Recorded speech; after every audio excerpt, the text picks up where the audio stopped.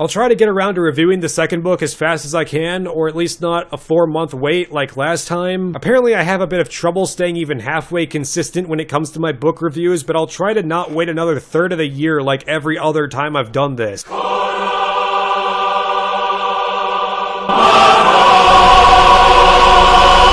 An echo of things to come is the second book in the Lycanius trilogy by new author James. I still don't know how to pronounce his last name.